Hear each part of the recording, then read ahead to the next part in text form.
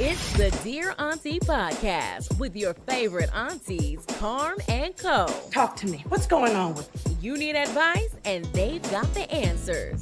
Auntie gon' keep it real. Hey, Auntie. Hey, Auntie. Hey, Auntie. You're tuned in to the Dear Aunty Podcast.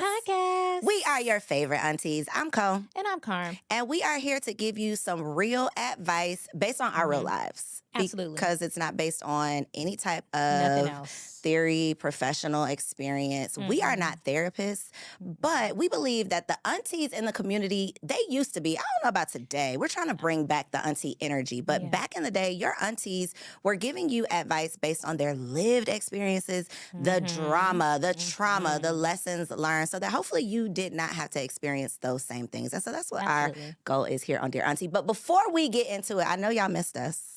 It's been a minute. Life Been lifing, y'all. Life has been lifing. But this is like the holiday season, It so we're winding is. We down, and we are. have time to do all the episodes today. To do all of the episodes. We are in the studio getting all of our final 2023 episodes in, which is only 2 of them. So y'all, we're going to get it together for 2024, okay? We are going to because promise. we don't want to leave y'all hanging. Real quick, though, before we get into it, I have to shout out Belle Businesswear Yes. for this fly fit. I thought it was perfect. She sent me this back in the summer, but I thought it was perfect for the holiday It's season, giving. right? I love something, it. something, little something. Carmen needs something. Yes, Belle Business. I want one. wear. Hook up Auntie Carm. And if you happen to be an entrepreneur that has a product that you would like us to promote, do a demo, a Anything. review, test it out, or just rock it, let us Yeah. know. Send it to us, dearauntipod@gmail.com. Okay, let's get into the show. Okay, so first of all, how are you? What have you been Ooh. doing? It's been a minute. I've been momming. How's that?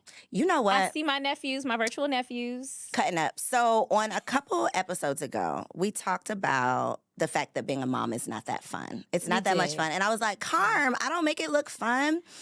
I don't. And so literally at like 3, no, it was 6 o'clock this morning. It was 6 o'clock this morning. I had been in Cairo's room. He wasn't feeling good. I was being held hostage. Like, mommy lay down for a minute. That turns into the whole night. Then around 4-ish, I sneak out of his room, make it back to my room, and Kenzo starts crying. Oh. And as I'm making Kenzo's bottle, I'm thinking happens? about Auntie Carm. I'm like, you know what?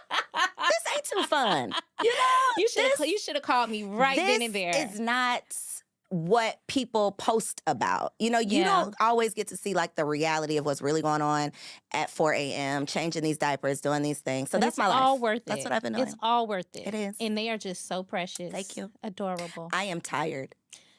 I think about 98.9% of mothers across the world are probably exhausted at this point in How are time. you, So how are you doing? Because let me say this too. Let me good. say this. Okay. People don't check on non-moms enough. I think that we get a lot thank you of, for saying that. you know, we get a lot of like sympathy for doing it. agree. But what about you? You are still doing a lot. I'm good. Like this season, like I told you before the show started, 2023 has been kicking ass. Girl, It came in and kicked dragging me. in the door. Yes. Okay. So I'm glad to see 2023 Get the hell on. get the hell on out of here. But these last few weeks, I've been pretty good. Like You things had a have party. been- We're going to have to put in did have a video party. over here of us taking the shot Yes. that almost took me out. We- Carmen, we you had were a ski serious. shot. Carmen is serious about the parties, and I loved it. First of all, we had a ski shot. What is a Cole ski and shot, hubby- Carmen? So it's when it's a shot ski. That's actually what it's called. Okay. And so you put 3 shot glasses in there, or 4, or however many, and you all take the shots at the same time. So people like me cannot cheat. So that you can't punk out. Yeah, I'm so a punk. we had a good time, and I am a game person, game lover, love all the games. So we played a lot of different games. We did. We had a good time. So I like to do something every holiday season, and so we did it. And we're going to be playing like a grown woman TV game night. I'm so excited about that. So stay tuned. We'll have today? footage. Not today. Oh, Next okay. month, Carmen. Oh, yes. You're At our sleepover. at our sleepover. Okay, I'm sorry. It's okay. I had a Okay. fun time, though. Okay, good. I'm glad you came. So let's get into what we are over. Let's. Besides the year.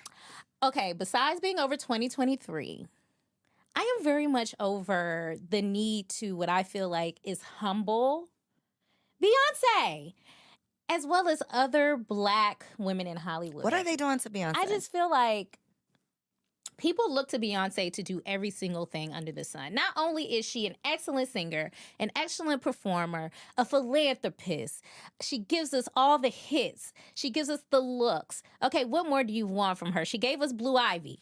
I mean, the list goes on, right? And she gave us a vibe this entire season with the Renaissance tour, okay? So the people are coming for Beyonce. She had like this platinum blonde wig on. And the people hopped in the comments and they said, what is she trying to be white now? What does she think she a white girl? Holding comment. And I'm like, yeah, hold your comment, auntie. And so my thing is, she's a light-skinned Black lady. She's Creole. It's the wintertime.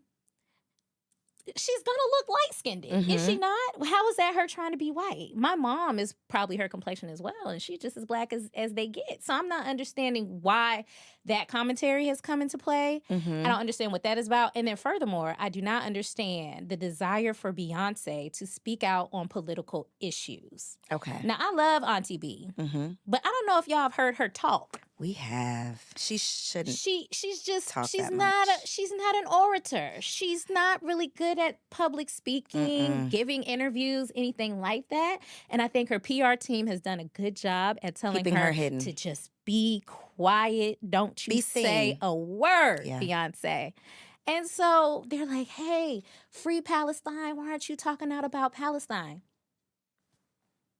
Listen, I, for one, am glad that celebrities don't talk out about political matters that they have no idea about. Some of them should really keep their mouths shut. This And is I true. think Beyonce is falling right in line with that.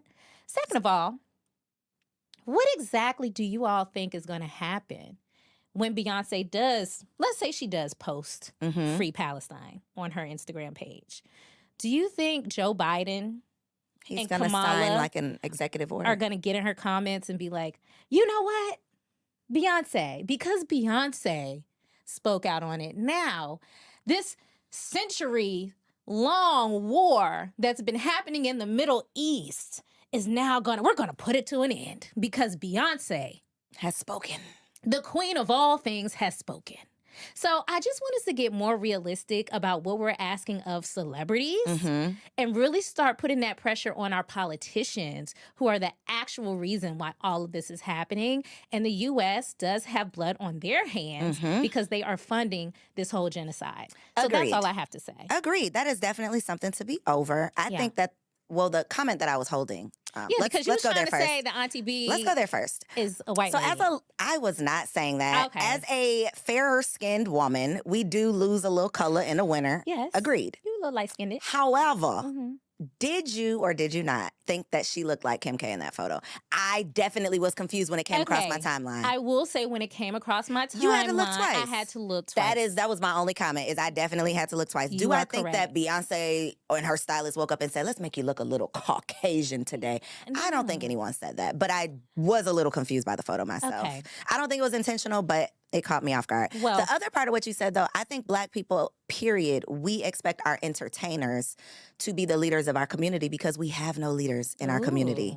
And so those are the only people with a platform, with a voice, so we think. And so Interesting we point. are expecting them to lead us. Yeah. Because who else is going to... That's a good point. Who else gonna say something? Who else is going to say something? But I'll tell you what, Mama Tina has something to say to y'all. Mama Tina is And not she playing. touched y'all the hell out. She And I, for did. one, was very glad about it. So that's all I have to say. That's what I'm over. What are That is you what she's over. I am over. This is, well, everything we talk about is for the Black ladies. But I was going to preface, like, Black women, I'm talking to y'all. I think that we have to do better in accepting accountability. I am over the fact that y'all cannot be wrong about anything. Ooh. You cannot accept an opinion that is contradictory to your own.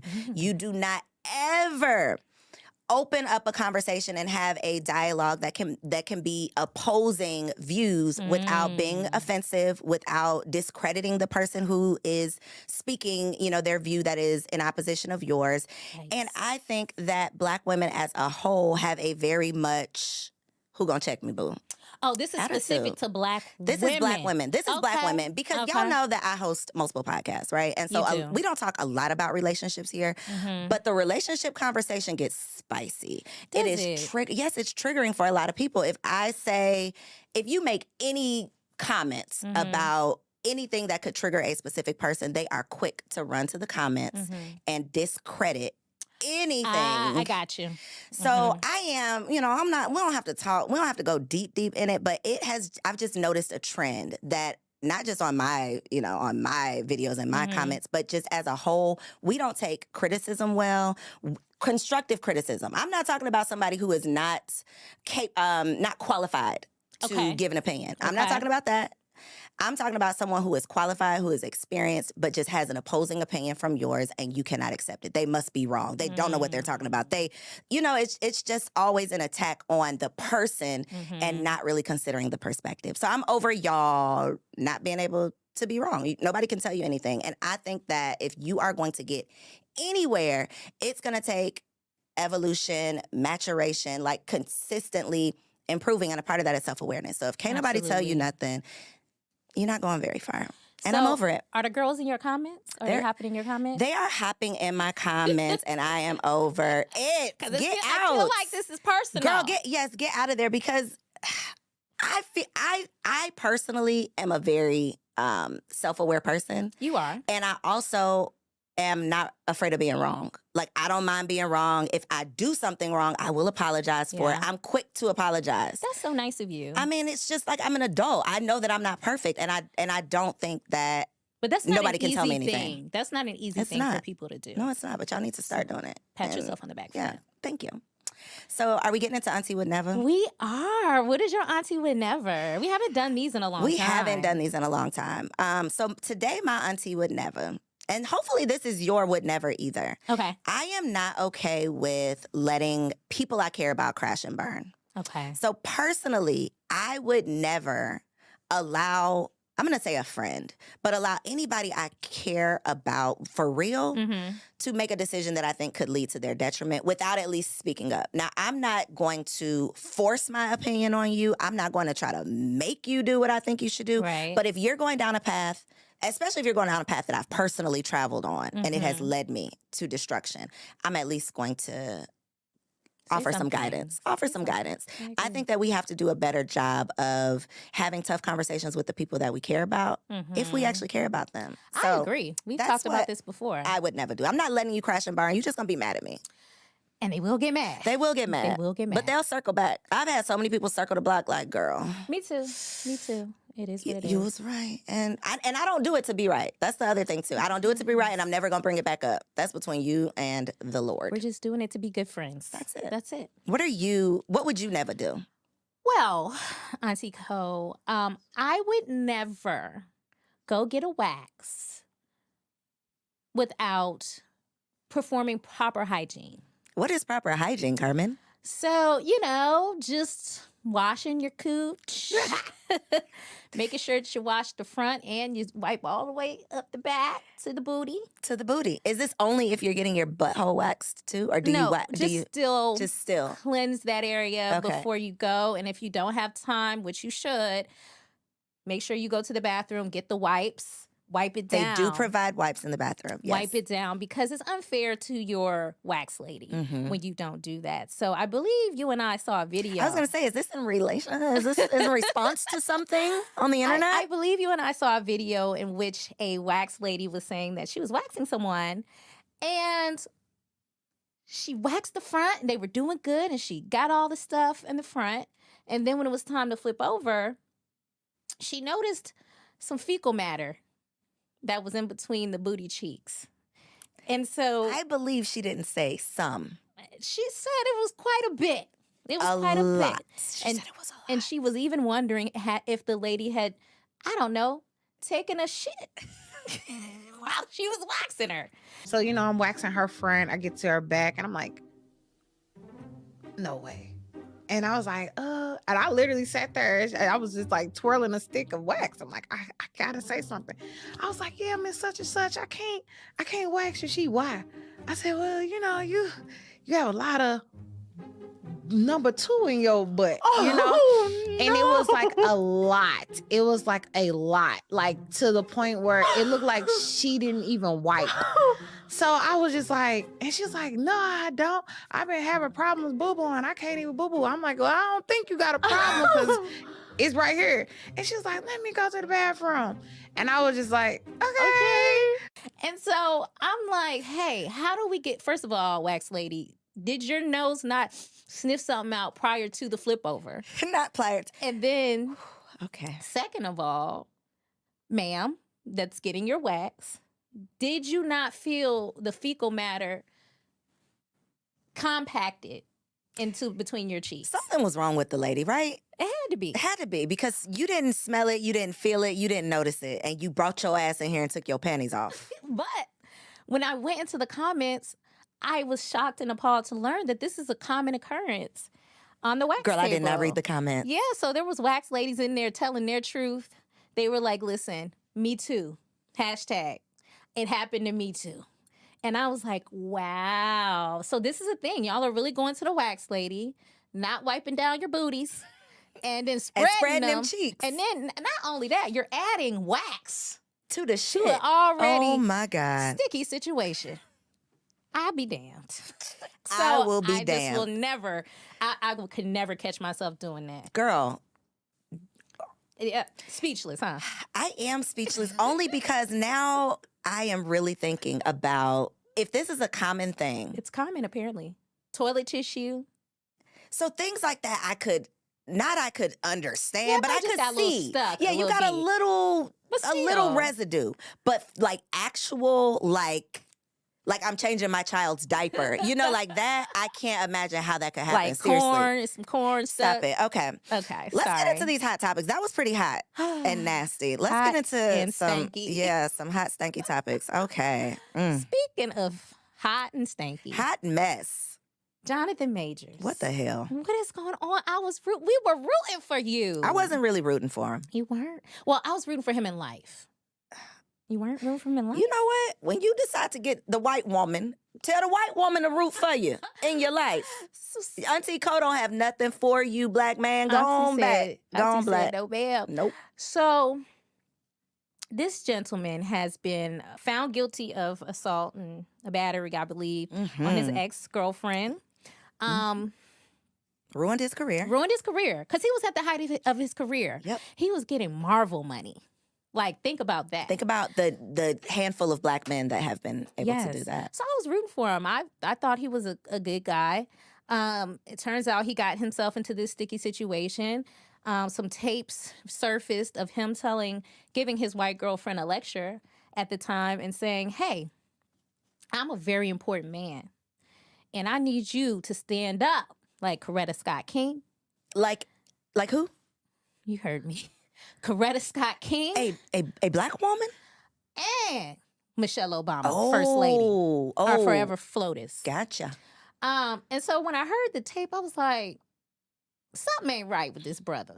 Because you're talking to a white lady.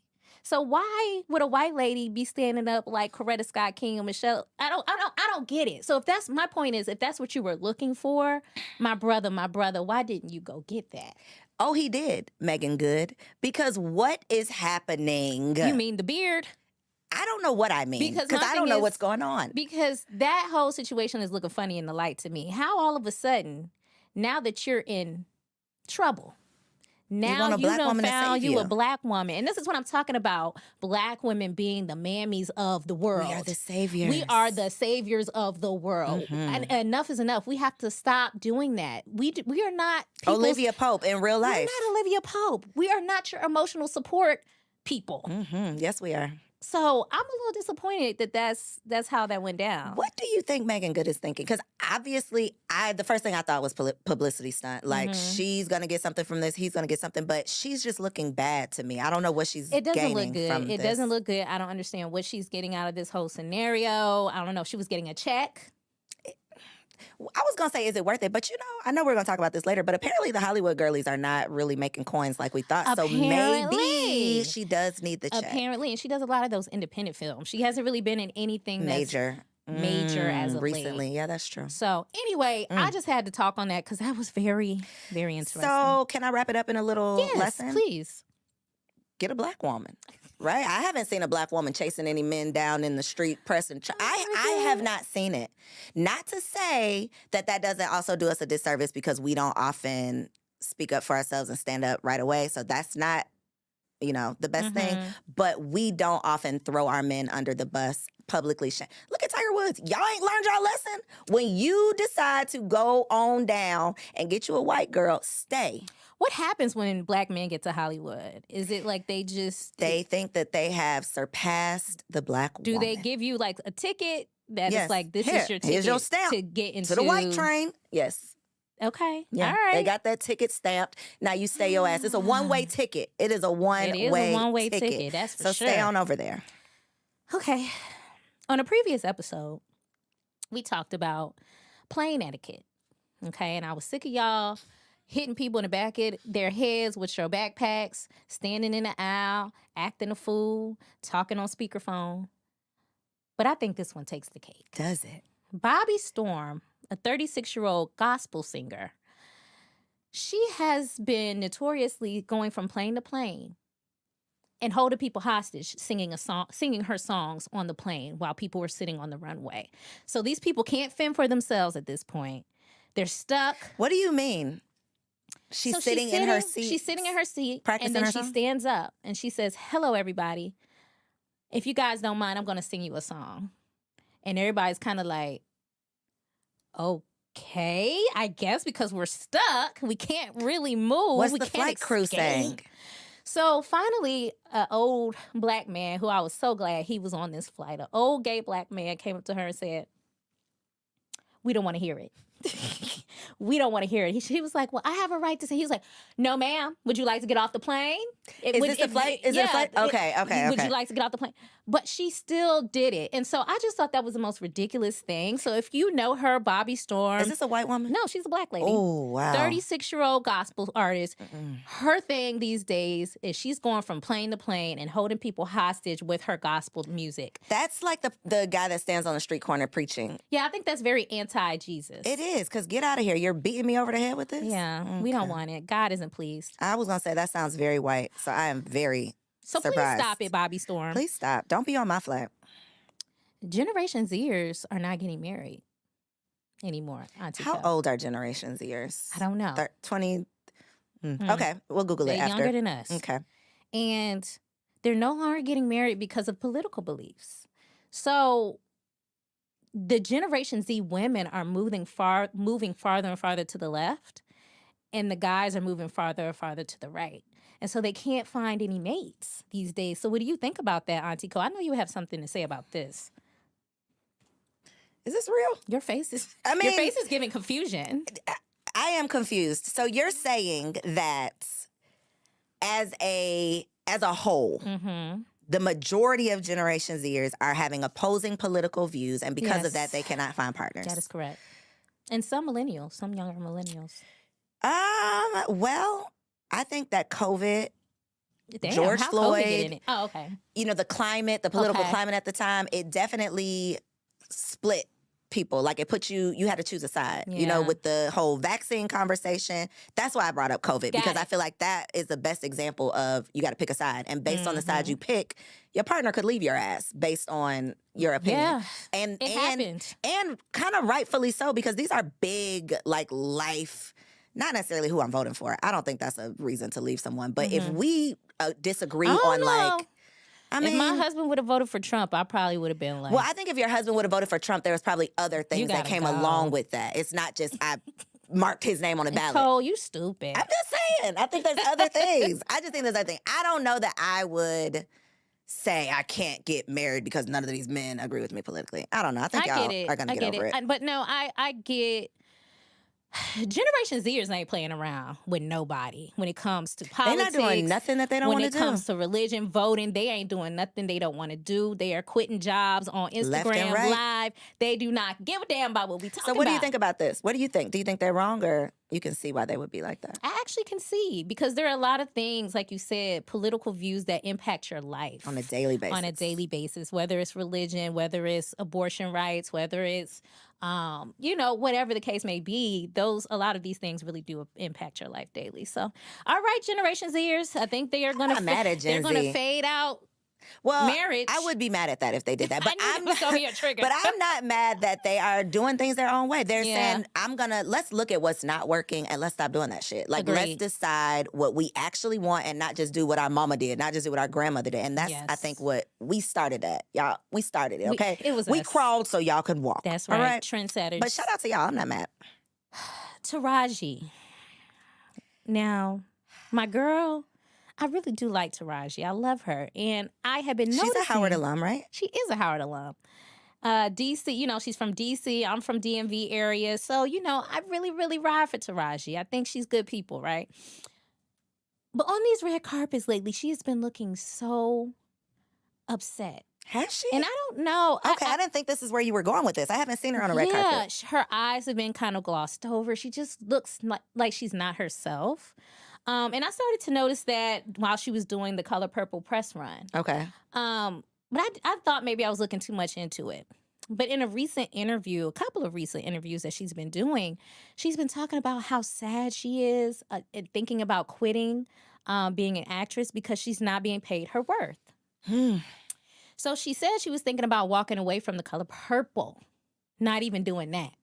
Now, we know who's behind Color Purple. Auntie O. Auntie O. Mm-hmm. So the girls are upset with Auntie O at this point because they're saying, you're a billionaire. Why are the girls scrambling for coins to do the Color Purple? It's such a classic. Now, here's what I'll say. One thing that I think people do oftentimes is when people are rich, especially Black people, when they get money, they expect those people to pay out of their personal funds for things that are happening. So if Taraji needs money, is it Oprah's job to say, I'm going to take it out of my pocket to pay Taraji? Is it Oprah's responsibility? Is that what you're asking? My question is, are they expecting Oprah to pay out of her own pocket Taraji for this feature film? I don't think so, but I think my assumption, if I'm a part of an Oprah Winfrey production, is that there's my assumption coins. is that you are going to make, not just coins, you're going to make sure your people are taken care of, your Black cast. Because are there any white people in the Color Purple? I would just expect that. That would be an expectation. I agree 100%. And I think that's kind of where people are going with it. So I don't know if you noticed, but Oprah has turned off her comments on Instagram. She should, yeah. Between that, the Ozempic, the Hawaii stuff, she should just... Her comments are off. She should shut it down. And I think we're coming into a season where, I don't know, I think people are really turning on Auntie O. And, I'm kind of on the middle, on the fence about it. I'm like, I'm not on one side or the other. Are you? But Oprah has not really given me a major reason to dislike her. But I get why people would say that they ain't feeling her. Gotcha. I'll say that. So back to Taraji. She was paid $150,000 for Benjamin Button. She was initially offered $75,000. So when we're looking at these celebrities, we're thinking they're making multi-millions for each production, and that's just not true. So I don't know. I was surprised to hear that. What are your thoughts about it? I think that we definitely assume that anybody in Hollywood, anybody we've ever seen in a movie on television is rich. Yes. Like, that is our assumption. One thing that I personally learned during the strike was the lifestyle of these actors, that they are responsible for their own housing when they are on location, on set, in these different destinations, shooting on location, shooting these movies for months at a time. They are responsible for their own accommodations. That's just insane to me. That is insane, coupled with having children, coupled with not having a home, a true home. You're always on the road, just the lifestyle of it. I don't think it's as glamorous as we probably assume. And now to find out that they ain't making no money. No money. And not even that they're not making money, they are actually getting played. Hollywood is playing in their face. Because we talked about Terrence Howard and Hustle and Flow getting $12,000 for this movie that went, platinum, triple platinum. So to find out that everybody's getting played. It's insane to me. That there's not that much difference between the way that we feel, like our jobs play us. They are. But I don't even know if experiencing it's the same everybody. thing. I think the point is that it's predominantly Black actors and then specifically Black female actors, actresses. So I think that's the major takeaway for that. So I'm praying for Taraji. I hope she pulls through. I hope her mental health, I hope she's doing well, or gets into a place where she's doing well mentally and emotionally. But beyond that, I hope they run her check. That's another reason why I would assume and expect that Oprah would take care. Because if you know that this is the standard, that they treat Black women wrong, you as a Black woman Step with in. a cast full of Black women, I think that you should have made sure that they were taken care of. I agree. So no, it shouldn't come out of your pocket, but if it has to, it could. It could, because you got billions. You got it. All right. Let's talk again about marriage. And this is something that I think is really important because we talk about what the nieces should be doing in marriage. And I am a believer that you should always have a stash tucked away. Are you? When it comes to marriage. Have you a little money on the side? I think When you say stash, you mean secret? That they don't know have to be about? secret. Okay. It's just your own. They could What know, makes it a stash They then? could know it's your money on the side just in case something happens. In case you gotta pay for something you're not expecting to pay for. In case, something goes awry. You never know. Okay. Shit be happening. This is true. So there is an influencer online. Her name is Adara the Explorer. She's a stay-at-home wife. And she, her brand is essentially that she's a submissive wife. She stay at home, that kind of thing. So a comment that she received is, I pray you have money tucked away just in case. Because she always talks about just how her husband provides everything, that kind of thing. Her response was, no, call me whatever you want, but I'm not living in a just in case mentality about any part of my life, including my marriage. My husband and I have made a vow to God and to each other that no person and no thing will come between us. There is no reason for this to even be an option or a consideration. This is bigger than money. It's always about money to people who have made a God out of it. I don't need anything stored away because I'm not speaking a curse over my marriage. And so, Auntie Koe, I'm so curious to know what you think about this or what advice you would give to a niece. Would you advise her to not have any money anywhere? I do not believe in secrecy inside of your marriage. So let me start by saying that. And when I hear the word stash, I associate stash with secret. Okay. So I don't have a quote unquote stash. I don't advise to have a quote unquote secret stash, right? You call it whatever you want, but the secrecy, I think, is what makes it an issue. Because I don't want my husband feeling like he has to have something secret from me. Now, with that being said, I definitely think that you should have an emergency fund of your own, because if you only are counting or can rely on what you have as a couple, if that's depleted, I want to be able to say, baby, I got it. I want to be able to say, mama has something saved. Not, I got this saved because I can run out the door and I'm planning, maybe if something go wrong, I got to have something to, be secure. But that's what we're talking about right now. Well, no, but you said, what would I advise? I don't think that should be a thought. I think this is like a prenup conversation. I don't believe in prenups. I don't have a prenup. Okay. So it's the same thing. It's like, I don't believe in planning to fail. And if my husband approaches me and says, I have this money put aside just in case this doesn't work out, I'm going to feel some type of way. My feelings are going to be hurt because why are you even thinking that this might not work out? Okay. So you Auntie believe in Carm it, but with the doesn't other agree. way. No, the other way. What about your husband having a stash? Do you care? I wouldn't care. No. Okay. I think at the end of the day, you come before anybody else. I don't care if it's your husband, your child, your mama. You have to they tell you to put your life jacket on first, your oxygen mask on first. You have to think about yourself first. As much as we don't want things to happen, shit. I just had a friend, a relationship with a friend, or I won't get too deep into it, but we had some business arrangements happening, and we had to break that off. Did I go into that expecting that was going to be the case? No, because that's my friend, right? But at the end of the day, life happens, people change. So Auntie Carm's advice is, nieces, always plan for when shit don't go right. Because while we don't want that to be the case, we don't live in La La Land. We don't live in a fairy tale. So you don't know what could happen. It may not be even something that you have done. It may be that your husband goes off the deep end one day. He cheats on you and up and leaves you, whatever the case may be. Of course, those are not things we want to happen, but it's happened before. So to many people around the world. So I say always plan just in case so that your ass is covered. I think we said the same thing. We did. We did. I said if something goes wrong, I want to be able to say, baby, I got it. For each other. Yeah, my intention is just not, I'm have this money for but me. It's not, we I'm do, not talking okay, about we do disagree. him. You're right. I'm talking about you're yourself. right. We disagree. Okay. That's what y'all are here for, though, I think. Because somebody out there, you're going to be able to pick a side. Let us know in the comments, what do y'all think about the stash? So, yes. And then I know we have a lot, but there's so many things we have to talk about. And we have to talk about something that's very important. So I think we can skip all of these. But are we? We're skipping? Okay, we could bring this up on the next one. Unless you want to talk about something. Nope, let's go to the main topic because I need to get serious. Okay. But I do want to say that Ashanti is supposedly pregnant. Well, why don't you just threw that out there? Okay, so well, now we got to talk about it. No, you can't just say that. Now we got to talk about it. Because, her and Nelly have been getting it. They've been having the time of their life.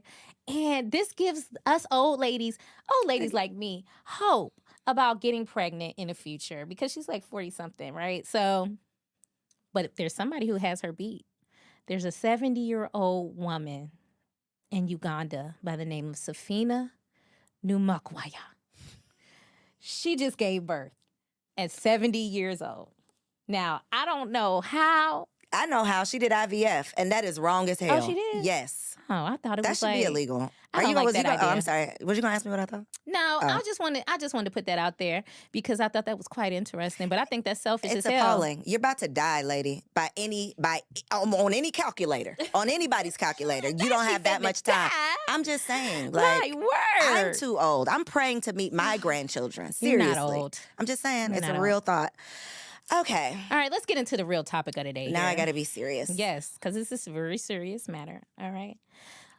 Today's topic, nieces and nephews, we are talking about... Stay away from these old niggas. That part. Predatory. How to catch a predator. Okay, Chris Hansen. Please. Because at the end of the day, we see this far too often where our nieces are being preyed upon by older men. Mm-hmm. And we've also seen it where older women are preying on younger men. We don't see it as often, but it happens. And so let's just get into it. Because we're talking sexual assault and trigger warning for everyone out there. This is going to be about rape, sexual assault, and abuse. All right? Diddy and Cassie. Oh, let's go in. Let's just get into it. Let's just go, okay. Let's get into it. Diddy and Cassie. Diddy was 36 when he met Cassie, and she was 19. Mm-hmm. So we remember when Cassie came on the scene. She gave us some hits, It's me and you. That was my song. Been waiting for you. Yeah. Is that Cassie? That's Cassie. Okay, good. Okay. And so she was there, and then she got with Diddy. Mm-hmm. She's a beautiful young girl. And then she gave us another little cultural moment where she shaved the side of her head. She definitely started something. Right? And she started this trend, and we was like, yes. And come to find out, that wasn't necessarily her own doing. Mm-hmm. It was Diddy who made her shave the side of her head. And per the documentation for the case, she submitted all of this documentation. She also said that he made her get breast implants. And then take them out Take them out immediately after because he didn't like them. He made her have sex with random men that they would find on the internet. That kind of thing. Had all of her medical records. That was probably the most mind-blowing part because that's deep. That's like just doing Lifetime movie real weird stuff. And so the rumors have been out there about Diddy for a long time in the industry, right? Me personally, I didn't really want to believe it because I loved Diddy at the time. Which rumors are we talking about? So I'm talking about all of the rumors about him being, on the down low, about him being a freak, about him being an abusive person. See, I didn't know about the abusive part. I knew the down low. That to me was the Diddy rumor, like the down low rumor. Well, Kim Porter, it had came out when she died. That's when the rumors started swirling around. Gotcha. And then, but he'd always been known to be violent. He would have been known to hit people over the head with champagne bottles, threaten people. Like, that was just his thing, right? And so now we're in a space where people are coming out that knew Diddy. We're also corroborating Cassie's claims. And so I'm saying all of that to say, a lot of times, nieces, when men come to you with lots of money and opportunity, and that's kind of what they're leading with, and they're a lot older than you, that's an immediate red flag. And we're going to get into some more red flags later on, but I really feel like that's what happened with Diddy and Cassie. So I'm going to pause there. What are your thoughts on when you initially heard this information? I was not surprised at all. Okay. I actually was surprised. Carmen, you are always surprised by the things. I I be sending Carmen so much stuff, and she be like, "No, I don't want to Put my weight believe it." down. I'm like, "Girl, it is damn true." Okay, Gosh. whatever they say he did it. That's my thought. I Wow. think that between J-Lo, Shine, Biggie, Tupac, You're right. I'll be sure. I mean, like, everybody around him dies. The signs were Or there. the signs are definitely there. I am surprised that it has been this long, like that he got away with it for so long. But I think because it is just norm in the industry, nobody was going to speak up about it. Yeah. So I am super proud that Cassie spoke up, because she literally opened up the door for other people to come behind her who had also been victimized. So brave. So brave. And, what tends to happen when people come out with stories like this is people try to blame it on, oh, they want money or they want this. Here's my thing.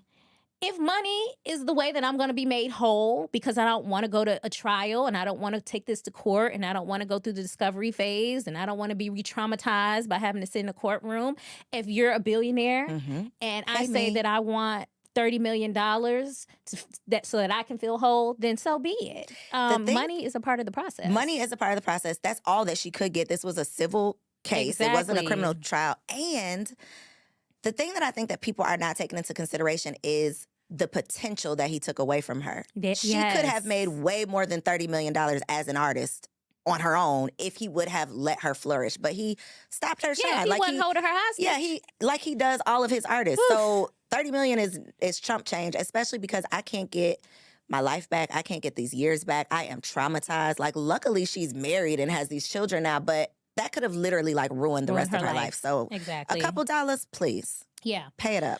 Agreed.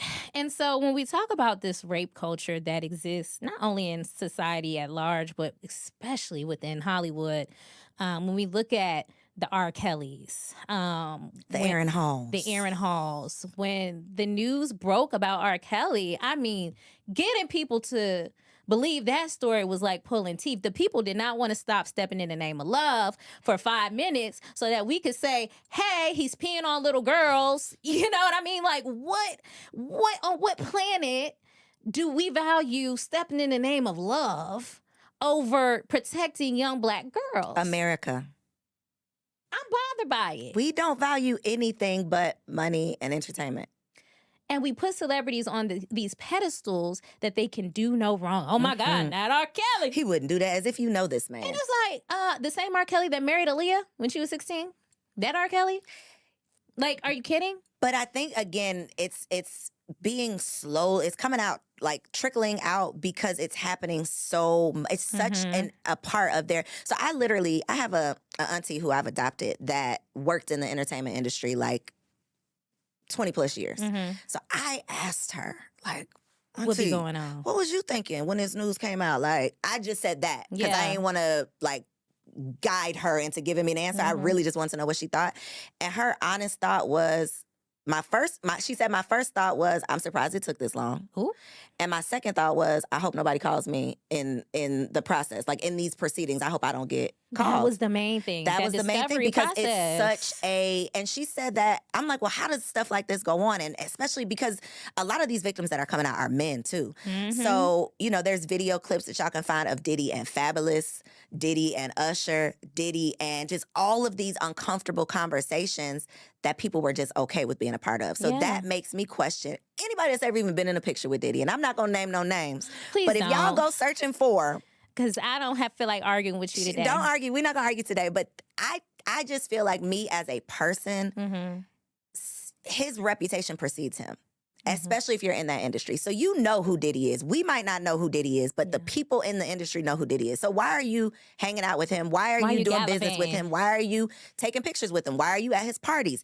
If you're there, I feel like you know what's going on. You didn't even get an invitation if you were not okay with this. Okay. So you're guilty too. All of y'all are guilty. Everybody guilty, if you ask me. Mm-hmm. And one of the things that people like to say is, well, he has money. He doesn't need to do these things. He doesn't need to rape. He's Diddy. He doesn't need... Listen, and I want to make this very clear. Rape, sexual assault, abuse is not about the need to do it. Facts. It's not about the need to get vagina. He's It's Diddy. really power. It's just power. Everywhere. He can get vagina. It probably hit him in the back of his head if he walked down the street. It's not about vagina. It's about control. Mm-hmm. It's about controlling the victim. And it's sociopathy. It's narcissism. It's all of that. So I just want to make that very clear. This is not about a need to have sex or a need to do whatever. Or the fact that you can't get it. Because I always think about Trey Songz. The fact that he's had Who's from my hometown. So many sexual... Trey Songz is like so fine to so many women, right? He is... Women would take their panties off on site. Back in my hometown, he was that guy. And all they the were girls taking their were panties like, off. Trey. So why would he need to rape someone? And he still does it. Yeah. So I don't think that's what they say, allegedly. Allegedly. Let's say that. Okay, allegedly. But I don't think that we, normal thinking, rational people, could ever understand the mind of a predator. No, of course not. We don't want to. We just know that it's not good, and we're going to speak out about it. So let's talk a little bit. I think you have some people listed here. I do. That, let's talk about it. So being that this was a norm, because we talked about Diddy was 36, Cassie was 19. Mm-hmm. R. Kelly was however the hell old he was. Aaliyah was 15. Yeah. Aaron Hall got hit. I forgot her name. Vanessa, I think. Got her pregnant when she was 17. 16, got pregnant, had the baby at 17.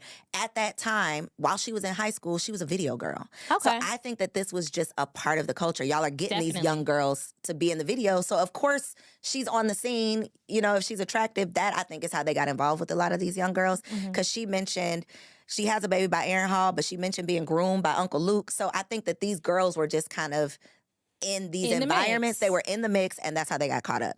Foxy Brown was in high school with Jay-Z. Wow. Your girl Beyonce Uh-oh. was how old?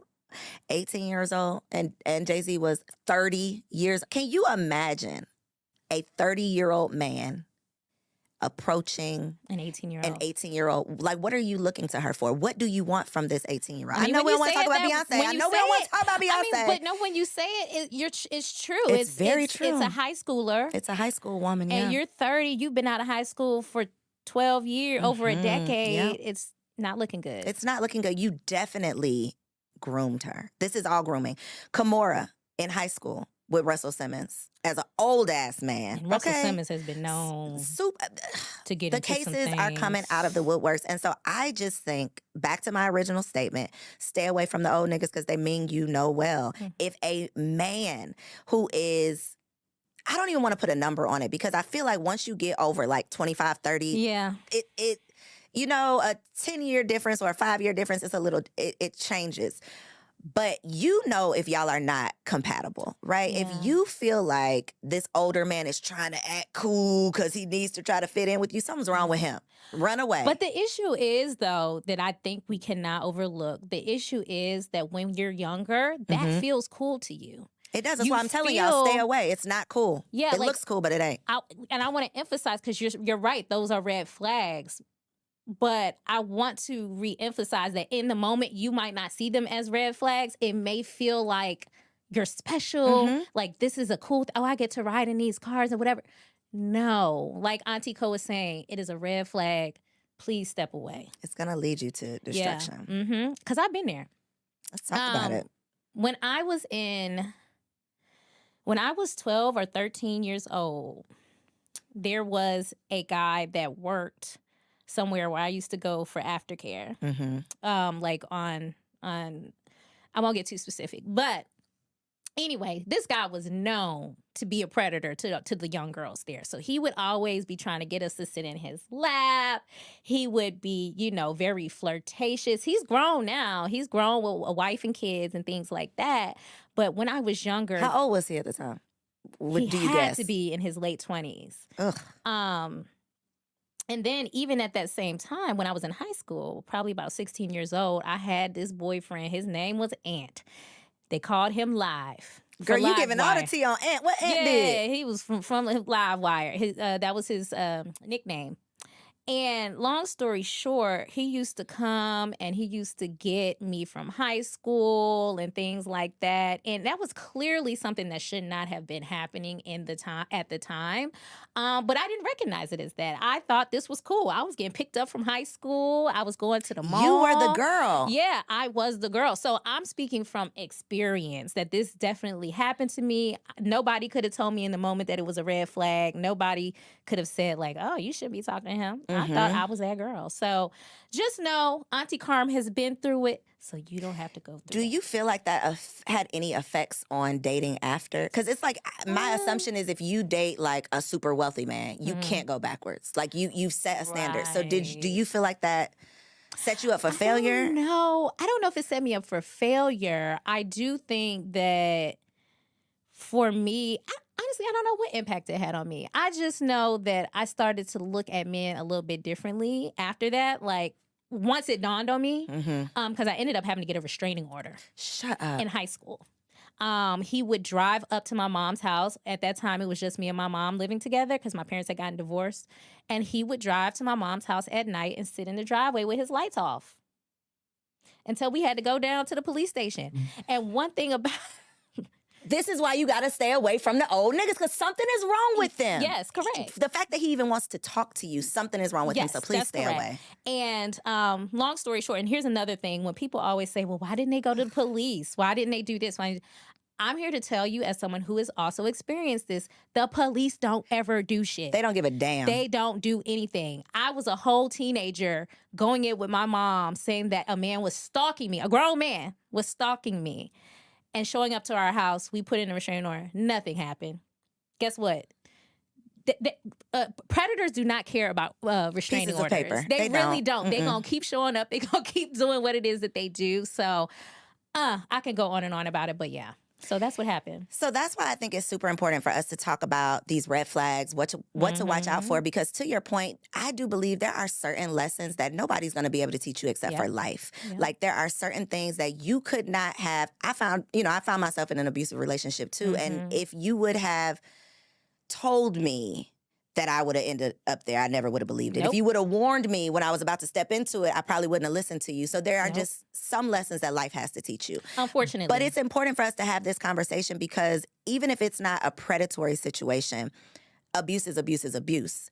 We are grown-ass women, and we, if we were still out here dating, could be susceptible to ending up in one of these situations. Now, hopefully, we have picked right with our partners. Yes. And we will not find ourselves in these situations, but we have both found ourselves in them previously. So I think it is like our duty to make sure that we are sharing some red flags from our personal experiences. Absolutely. So we're going to talk about red flags, but I want to just real quickly, I just quickly want to note that sometimes from the outside looking in, these relationships don't look abusive. Oh, they never do. So, for example, when we look at the Keke Palmer situation and we look at the Tiana Taylor situation, who she came out after she divorced Iman and said he was extremely emotionally and mentally abusive to me. He was narcissistic. And they look like best friends. And they just look like besties from the outside looking in. So I'm saying all that to say, you never know. Even the people from the outside looking in can't always clock it when it's happening. That's why it's important for you to know those red flags. Exactly. Because a lot of times when you get in those situations, it's only you that can save you. Nobody's usually going to come and pack you up from your house and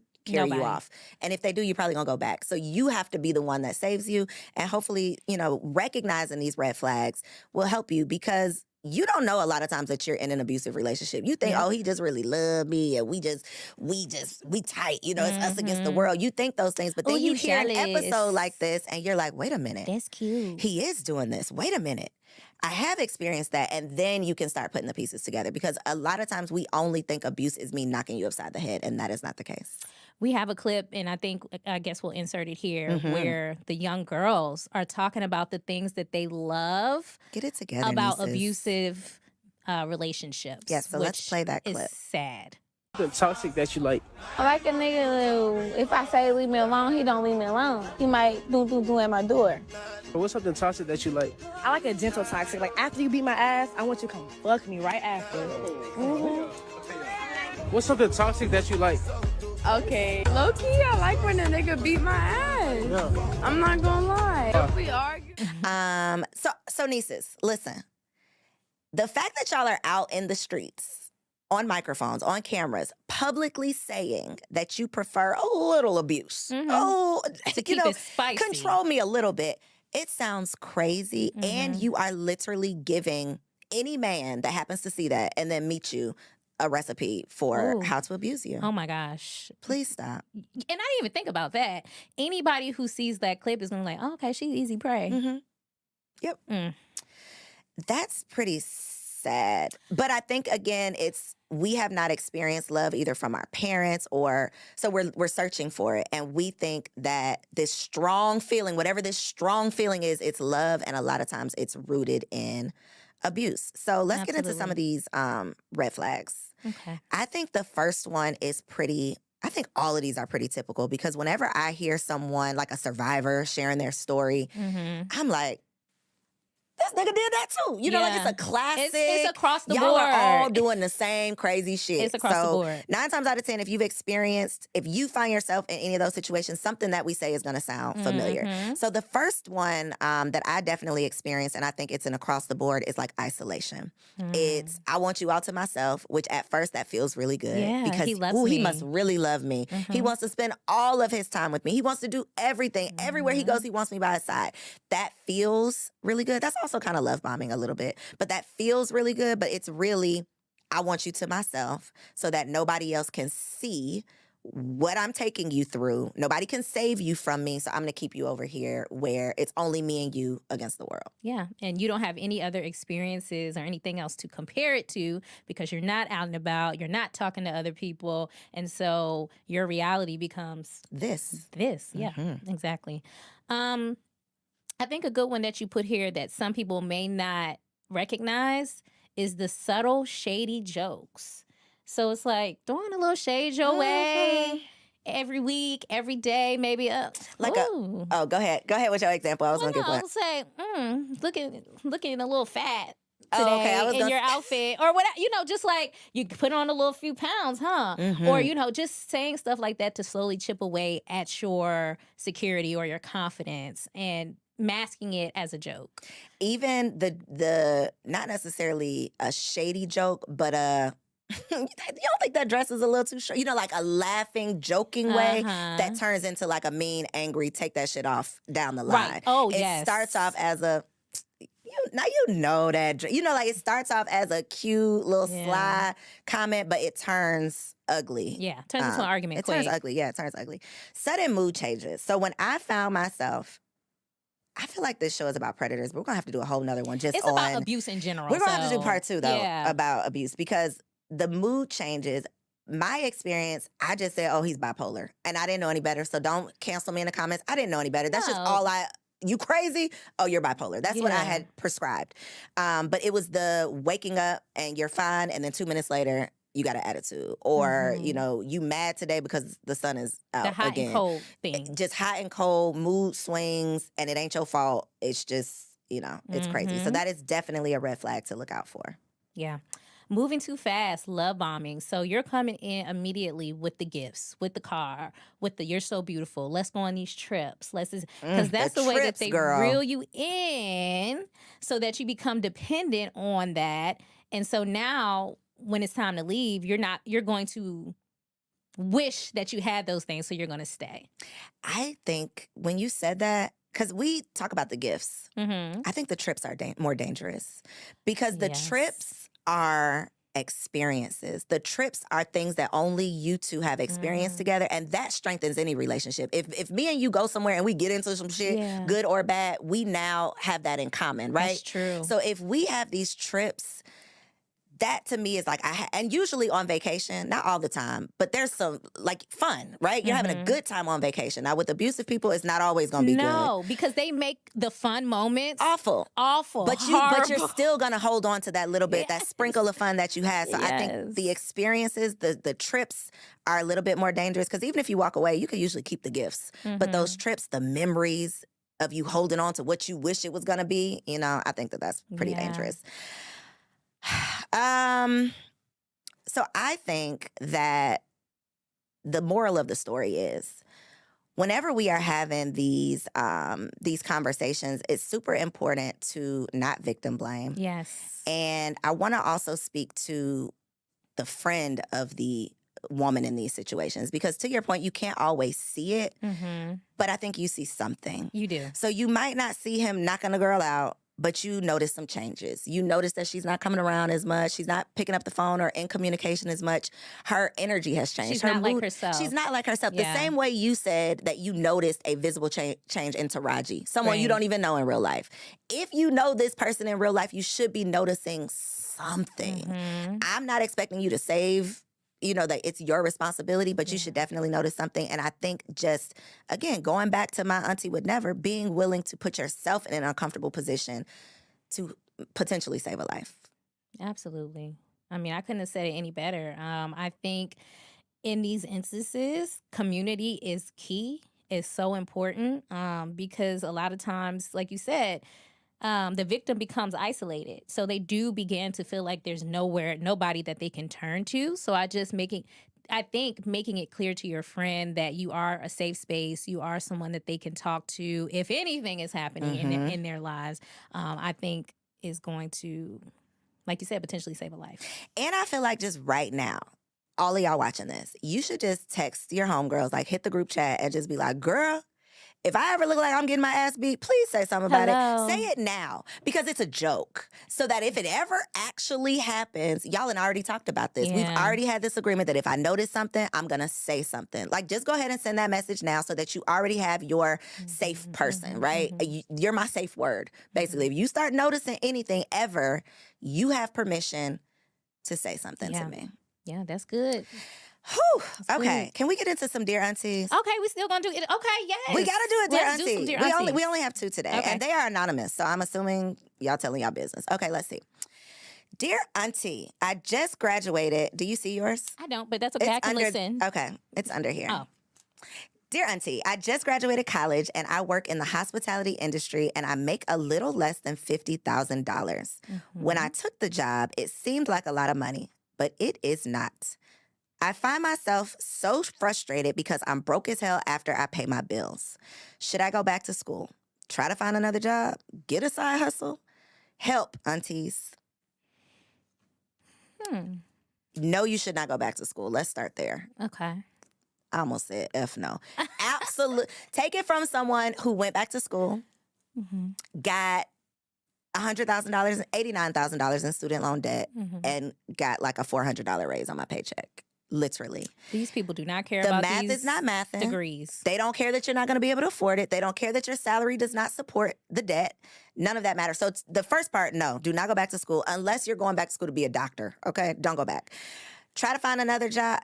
All of the other things. I think that you should absolutely explore all of your options. I think as a college student, we all thought that number, whatever that number was, we all thought, ooh, that's more than we getting right now. It's going to be so much. We went out and got the cars with all of the things, accumulated all of this debt, and now we have like pennies left over. And that's stressful as hell. So I think you should do literally all of it. Find another job, look for a side hustle, drive Uber, do DoorDash. I'm not above any of it. If the bills have to be paid, you got to pay those bills. Got to. What I agree. What you say, Auntie I Carm? don't have anything else to say. I agree with the whole idea of not going back to school to get, anything else. Oh, you just went back to school. Was that triggering? No. Well, no, because when I went back to school, it was paid for. Okay. By my job at the time. Well, do what Auntie Carm did then. However, I am paying for this last semester just because I wanted to finish. Get it done, yeah. But don't get me wrong. I am not fooling myself into thinking that by getting this master's, my life is going to change in any way. I think that's the part. Like, it's nothing is going to happen when I get this master's degree. I'm very real about that with myself. The only thing that's going to change is that I'm going to feel accomplished by having done it because it's something that I set out to do. I had to drop out when my father passed away, and I feel like this is just symbolic for me, but it's not going to change my life in any way. It's good that you know that. I think that is the part, though. It's when I expected that I don't know how much money I thought I was going to make, but girl, $400 more, that was because not it. Because that's what they sell you. Yeah. They sell you that dream, and it's not a true. lie. It's a lie. Dear aunties, I'm a 23-year-old newlywed, currently living in Chicago. My husband and I got married shortly after graduating college and moved in together. We attended school at FAMU, and I wanted to stay in Florida, but he got a really good job in Chicago, so we decided to make the move. Now that we're here, things are going okay, but I don't have a job. I don't really have any friends. I spend most of my time with his friends in his spaces and at our home. I'm starting to feel like his shadow. I'm wondering how I can maintain my individuality in my marriage, and I don't want to lose myself. No. That's tough. Well, you are young. You're very young. You're 23. So being married that early is tough in itself. So I definitely am sending you love on that note. But being in a new city is hard for anybody, no matter what age you are. I think one of the things that I would very much suggest is finding your own community. You are going to have to find your own community. You're going to have to step out of your box, out of your comfort zone, and find some hobbies, find some activities. There's something called the Black Girl Social Club. That part. Look that up. You know, find a chapter in your area. Make sure that you're connecting with other women. But you know, I think that's pretty much the extent of my advice. Make sure that you're forming your own community while you're there in Chicago and not living in his shadow, because that's not going to do anything but create resentment. You know, especially if you didn't want to go anyway. Yeah, exactly. It's going to be resentment. It's going to create arguments and things like that. And it's not going to be good for the rest of Not good for your marriage. For your marriage.